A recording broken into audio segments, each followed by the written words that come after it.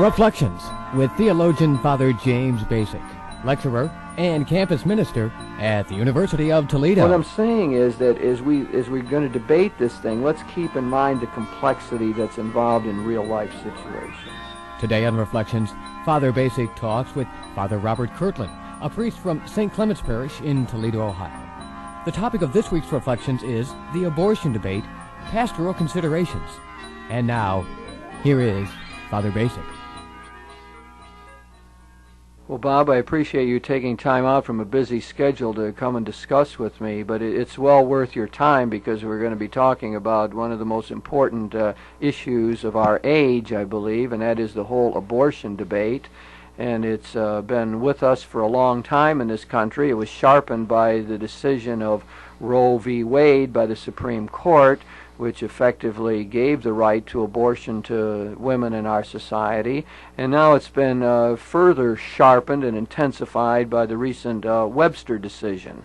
We might just refresh our minds a little bit on what Webster has done. It had to do with the Missouri state case and the laws in the state of Missouri, which it largely upheld. And those laws, in some way or another, restricted abortion. Very minor ways, but there was restrictions on the availability for abortions in the state of Missouri. That's what the law said. And the Supreme Court fundamentally upheld it. I mean, it gets very complex, and the justices had different opinions on the whole thing. In fact, you might explain this a little bit to me, but there really wasn't one majority position that 5 people signed, was there? That's right. The justices and decisions, especially ones where the justices themselves reflect the divisions in American society, may garner 5 votes for the result of the case, but there aren't 5 of them who agree on the rationale on which their voting for that decision rests.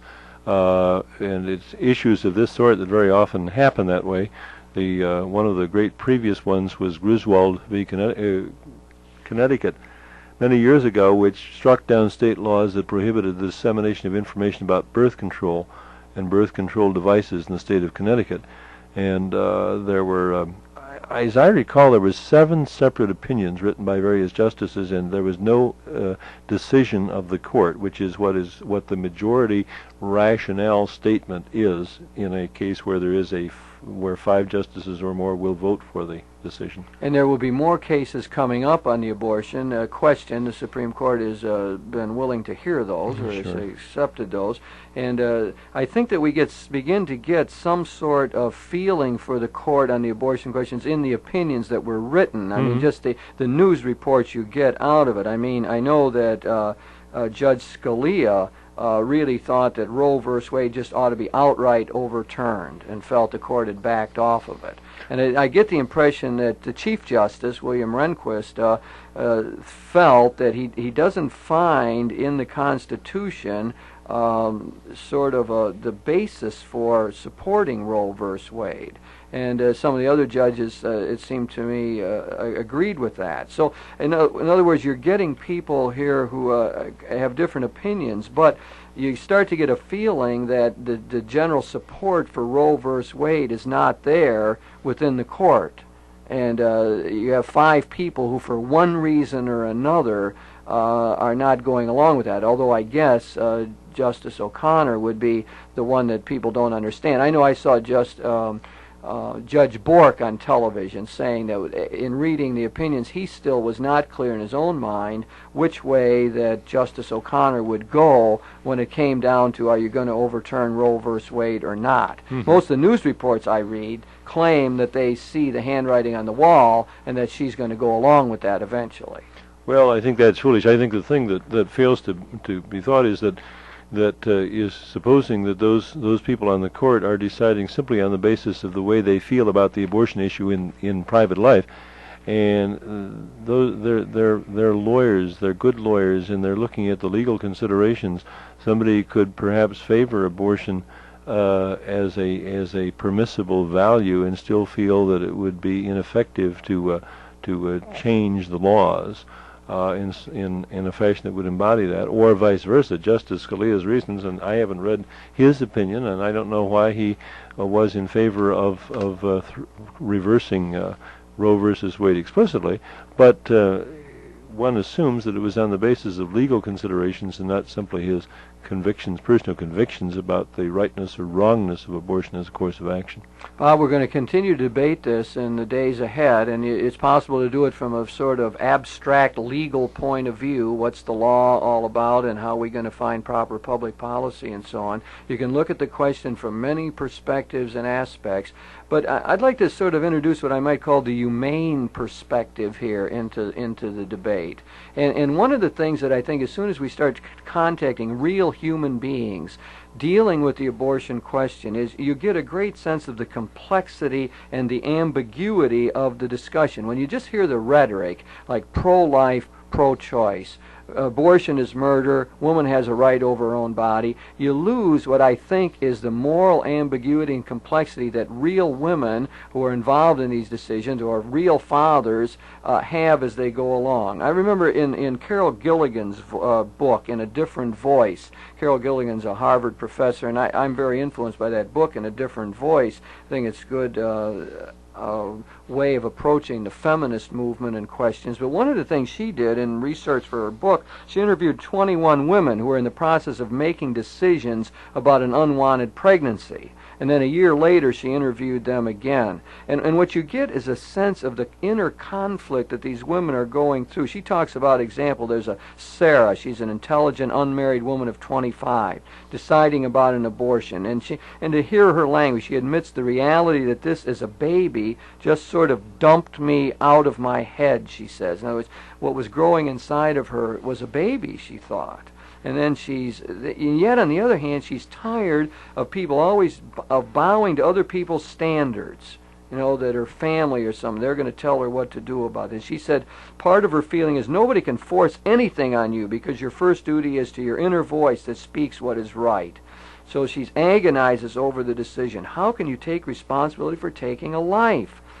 And on the other hand, she ends up thinking, well, I don't have any choice, but I'm going to have to get the abortion. Now here, that represents what people go through. There's a humane sense of this thing that both sides of the debate have to remember, I think. We're dealing with complex individuals. And I suppose there's some women who can just go have an abortion and they don't seem to give it a second thought.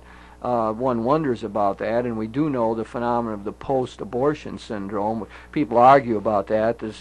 I think the who do I want to say, government official, Surgeon General, claimed that there's no evidence for the post-abortion syndrome. I personally have talked to women who have gone through it. I mean, I know that there's women who have that problem. But what I'm saying is that as we're going to debate this thing, let's keep in mind the complexity that's involved in real-life situations. And I think that maybe, will help to put some greater feeling into the debate and maybe brings us closer together. I mean, we begin to emphasize with Sarah here in this example, and maybe we can begin to find a little bit of that common ground. Bob, there's a principle here that I might want to put in front of you, and that is a distinction between morality and pastoral practice. It's possible for someone who is very much against abortion, sees it as objectively wrong, but who can show great compassion and understanding to someone who is put into this position. And I think maybe that ought to be part of how we go about this also. Well, yeah, we spend a lot of time talking about moral ideals that we ourselves try to live up to and that we try to encourage those with whom we work as pastors to live up to. But by the same token, we recognize that neither we nor anybody else lives up to that ideal in anything near a perfect measure, and yet the human person is the important thing, and therefore, if we really believe that, we are obviously going to be profoundly sympathetic with people who have committed themselves to try to pursue a moral ideal, who have found themselves perhaps in a conflict of values for which they see no alternative except, as in this kind of case, to have an abortion. And are we then to dismiss them as being human beings who are deprived of dignity or have no more claim upon our consideration or our sympathy or effort to understand and share with them the heavy burden that this really, in most cases that I've ever encountered, does indeed come upon it. What do you do with a little kid who's scared to death, for example, of acknowledging to a father who is perhaps overly severe that she's pregnant? The whole business of the woman who is afraid that they're not going to be able to care for another child, that they don't have the finances to do it.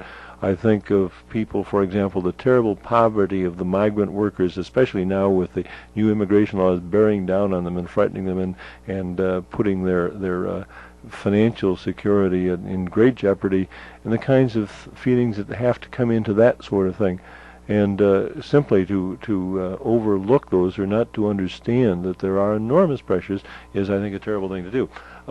Father Richard McCormick, as you've mentioned, the moralist, the Jesuit moralist, talks about the idea, for example, that abortion is very, very often a subtly coerced decision.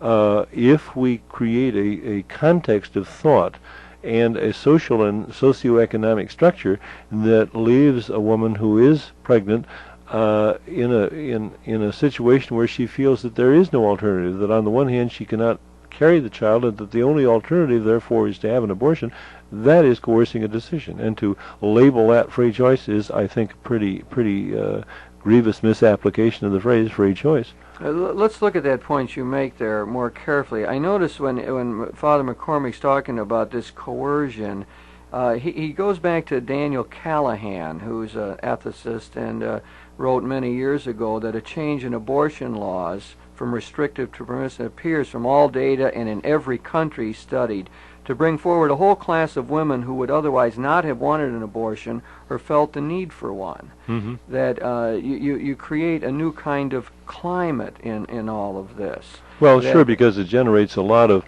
in the mind of the individual person facing the question, it generates a lot of social expectations. It becomes the currency in which a lot of people, especially young women today, live, that suggests that the only sensible thing to do, the proper thing to do, is to have an abortion.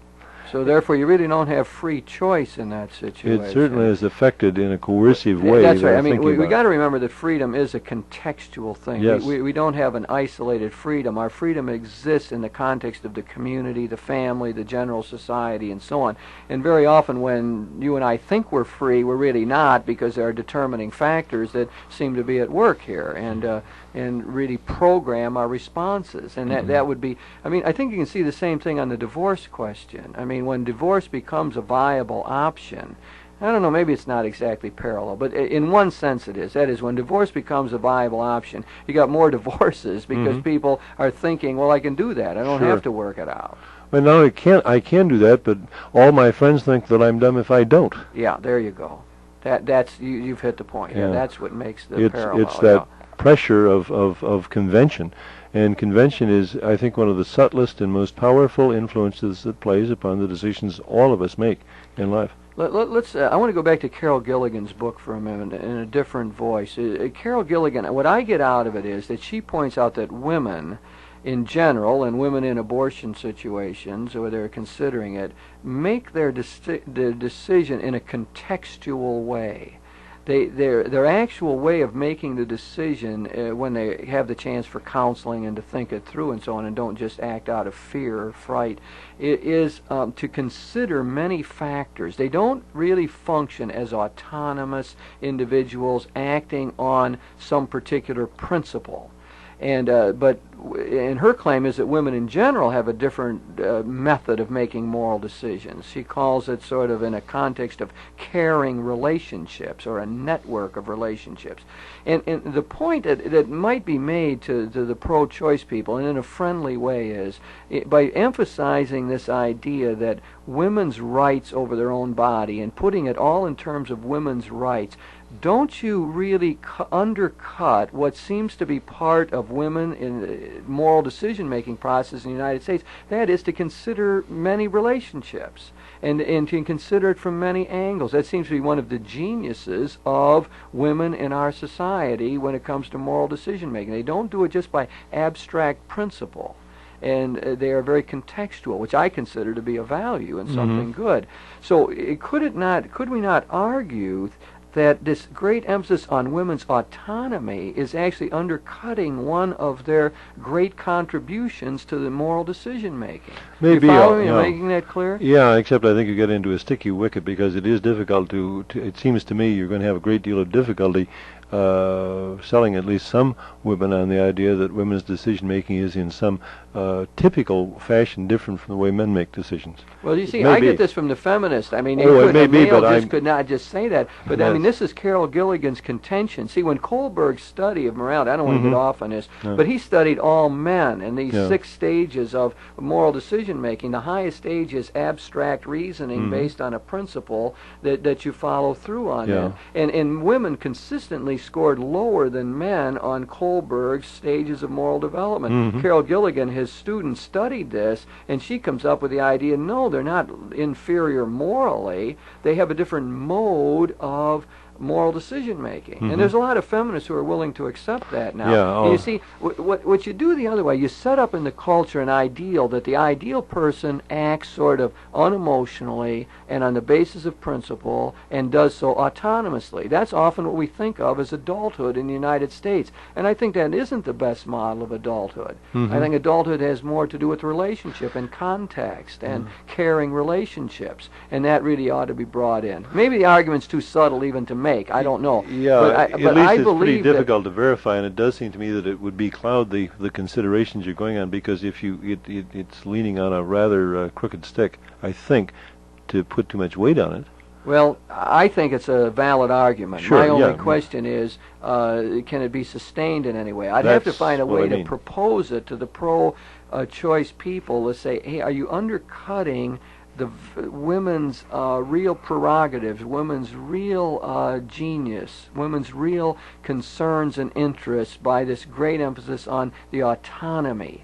Autonomy is not the total ideal. In fact, women often have really told men that your problem is you're too autonomous, you know, and you want too much autonomy and you don't have enough sense of relationship. Well, I'm not going to press it. I obviously haven't convinced you of the value of that. I'm not going to press it. Let's go back to let's try to stay on this other side of this humane side of the debate. One of the points that McCormick makes, to get back to, you mentioned him before, he says witness is the most effective leaven and the most persuasive educator concerning abortion, that you need witness. And I'll take a witness in my own pastoral practice that I thought was valuable, that showed there's an alternative. I remember there was a young lady in a congregation I served. She was in the choir. She got pregnant. She decided not to have an abortion. She was going to bring the baby to term and adopt it out. And all during her pregnancy, she was very visible in our church. She continued to sing in the choir. People were very supportive of her. People brought forward material help for her, financial, emotional support, and so on. And she became, like, you know, a very important part of our congregation throughout all of that. People were very concerned. Now, I thought that was an example of public witness. What I thought it did was tell the other young women in the congregation there's a viable alternative. Look, you see her. You don't become a pariah because you become pregnant. Exactly. Yeah. And I think that would be an example to me of witness. That you have to be able to see how it actually could work out. And she did have the baby. She did adopt it out. She later got married, and all of that became part of the concern of the Christian community here. They really wanted to be with her in the midst of this difficult time. Yeah, and that kind of witness certainly is profoundly influential, I think. But I would go a step further and say that it should not only be that personal kind of sympathy and interest taking and the proffer of help, but I think that it should be institutional as well. I think that I'm thinking here not so much of the single person who becomes pregnant, but I'm thinking, for example, of the married person who, for one reason or another, thinks in terms of alternatives to abortion and finds a social context in which there is help to care for a child, in which there is economic assistance for the needy, so that we get past the point. There's been so much said in reaction to the Webster case, the decision of the Supreme Court last week, about what this is going to do for poor women, what an impact, a negative impact it's going to have on them. That seems to me that there is a certain sense of saying that we can't effectively solve the problem of poverty in such a way as to allow people who would normally be bearing children from doing so because they would bring them into a world of poverty. I find it difficult to imagine that in our prosperous country we can't institutionally do a better job of guaranteeing the kind of family and maternal assistance and the kinds of expenditures for the care of children and their education and their medical care and all of that kind of thing and to do a better job than we are doing. Yes, I mean, we would really, it has to be part of any viable solution to this debate. Yes. I mean, you cannot just have, because what will happen, the pro-choice people often bring up that it's the poor women who are really suffering, and what's going to happen is the wealthy women, can eventually fly to Europe if they want to do it, or someplace else, or transport themselves to a state with less restrictive laws, which is, my guess, is what's going to happen here. I mean, we're going to have some states that are going to, because of the constitution of their state legislature, are going to have more open policies on abortion than others. Just as was true before Roe versus Wade. That did happen, that's right, yeah. And I suspect that is going to happen. But anyway, my point was that there's an argument that says it's the poor women who suffer. And I mean, I think you got to grant there's something legitimate about that, right? That's right. And so therefore the response isn't, as Brian Hare likes to say, to use the final solution, which is to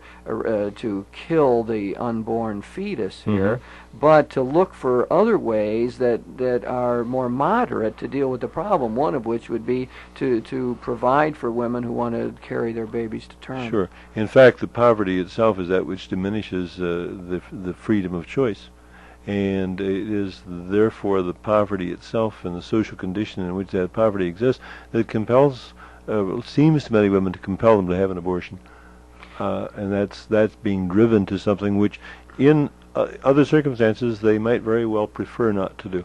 I think I have certainly talked to women who feel as though they were not free in the abortion decision, who have had abortions. They will talk like that, like I lost my head, or there was so much pressure, or there's no way I could tell my parents. There really was not freedom. Or my mother was insistent, or my boyfriend was insistent, that all of that kind of thing. The last statement is very prevalent, isn't it? Oh, yes. My boyfriend was insistent, Yeah, and that perhaps gets back to your business of the personal context of women's decision-making, that men perhaps are less responsive to that kind of thing. Yes, it also highlights the women often taking into consideration other factors in making their decision, other than just their own personal interest. Yes. I want to go back just briefly to that post-abortion syndrome. There's a big argument about that. I don't have any data on it, but I hear people who talk about it and saying that it is very prevalent. And myself, I have run into women for whom that's a problem. That it happens just like that, exactly like that. That is, they will have no problem. They will go through the abortion, and later on it will come back to them, and it begins to haunt them. And they have dreams, or they become dysfunctional in their current marriage, or they're can't be sexually responsive, and so on, and I've certainly dealt with people like that. So I know it exists. Yes. Whether how widespread it is another question. Many people claim it is, and the Surgeon General, I always get that wrong, Surgeon General, says that he does not see any evidence that it's widespread. But it brings up this humane side that I'm talking about again. It seems to me that when we're dealing with this abortion, that one of the things we could get agreement on, middle ground, is that young women who are faced with the decision ought to be counseled that this is at least a potential problem, that they might end up having the abortion and then have psychological problems about it afterwards. It's certainly not fair to tell them about that as one of the possibilities. Sure. Doesn't that seem to be an honest approach to this thing, that some women suffer afterwards, guilt feelings and so on, and you ought to be aware of that? Yeah, it's not quite like having an appendix or a wisdom tooth taken out. Yeah. We have to be able to find our ways then to deal humanely with women who are in that situation, and part of it would be to alert them to potential problems down the road that could come from doing this. And again, what we're looking for, I think, in all this is middle ground. Yes. That is, consensus points where both pro-life and pro-choice people could really get some sort of agreement. And I think often you do, that there ought to be adequate counseling before before people make this decision, and that they ought to know the alternatives, and they ought to be able to have some guidance about the possible consequences of their actions. Well, very clearly, the pro-choice people, I think, have put themselves in a position of saying that they are defending women, and that they are the ones who are expressing concern for women, and the pro-life people really are not. They want women to be compelled to have a baby, to carry a baby to term, whether they want to or not. Well, it seems to me that the obvious long-term answer to that, the middle ground that lies there, is that the pro-life people must be challenged to show that they indeed effectively do care for the welfare of women also.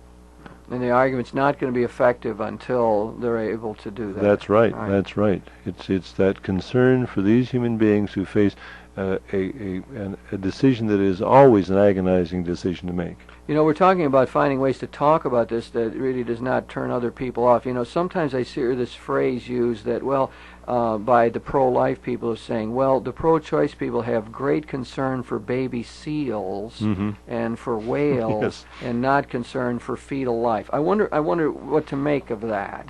That's a curious anomaly, yeah. I mean, but do you think that's a fair sort of argument? Is that the kind that's just going to turn off the other side, or is that something that can be said that really jogs consciousness and do it effectively? I don't think so, because I think you'd have the same kind of thing. If abortion is in principle all right at the choice of the mother, it seems to me that it's very difficult not to argue that it ought to be just as much an option a week after a birth as it is a week before. And the difference is that there's an enormous emotional impact afterwards, which is hidden in large measure before birth. Yeah, and I think then you're back to that question: why would you oppose infanticide and before abortion? Right? Precisely. I mean, you've got that sort of question that lurks behind there that you would have to work out. Yeah, and one can draw all kinds of invidious applications of that principle, but at the same time, of that idea. But there is a principle, I think, embedded in it that needs to be looked at fairly by anybody who would approach the issue honestly. Bob, we've been talking about the Webster decision, which has come down. It's opened up a new debate. It's fraught with complexity and difficulties, and what we're looking for is common ground, a middle ground that we can carry on the discussion between pro-life and pro-choice. And we've been emphasizing now a humane side of it, to look at women who actually have to make the decision and to see some of the consequences of that. And hopefully that begins to broaden the debate and to bring more people in and to help us move towards some sort of consensus so we can reach a viable public policy.